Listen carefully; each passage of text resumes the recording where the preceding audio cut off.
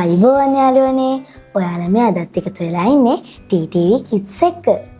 ඔන්න අදත් මම ඔයාලට කියන්න යන්නේ ශ්‍රී ලංකාවේ දෙවන රාජධානිය වන පොළොන්නරුව දිස්ත්‍රික්කයේ පිහිටලා තියෙන පරාක්‍රම සමුද්‍රය ගැන.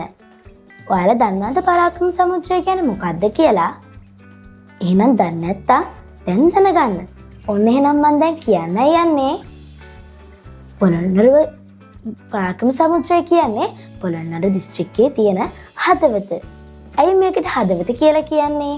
මේකට හදවත කියලා කියන්නේ මේ විශාල ජලාශය තමයි පොළොන්නරුවේ ඉන්න ගොවිමාමලාට කුඹුරු කරන්න ජලය ලබා දෙන්නේ.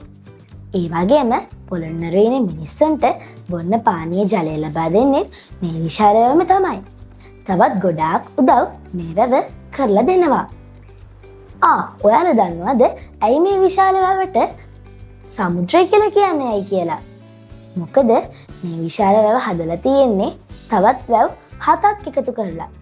ඔයාලටම තේරෙනවා ඇතිනේ වැව් 7ක් එකතු කරලා හදන වැව කොච්චරනම් විශාල වෙන්නේ නැද්ද කියලා. ඔයාලා දන්නවද කවුද මේ විශාල වැව හැදුවේ කියලා? මේ විශාල වැව හැදුවේ මහා පරාක්‍රමබාහු රජතුමා. ඉතින් ඔයාලා දන්නවද මේ විශාල වැව හදන්න එතුමා ගත්ත හේතුව මොකක්ද කියලා? එතුමා දවසක් මෙන්න මෙහෙම කියලා තියෙනවා. අහසින් වටන එක ජල බිඳුවක්වත් ප්‍රයෝජනයට නොගෙන මුහුදට යන්න නොදී රැකගත යුතුයි කියලා. මෙන්න මේ හේතුව පාදක කරගෙන තමයි මෙතුමා මේ විශාල ජලාශය අපිට දායාද කරලා දීලා තියෙන්නේ. ඉතින් මම හිතනවා ඔයාලා මේ විශාල ජලාශය ගැන ගොඩක් දේවල් අද දවසේ ඉගෙන ගන්න ඇති කියලා.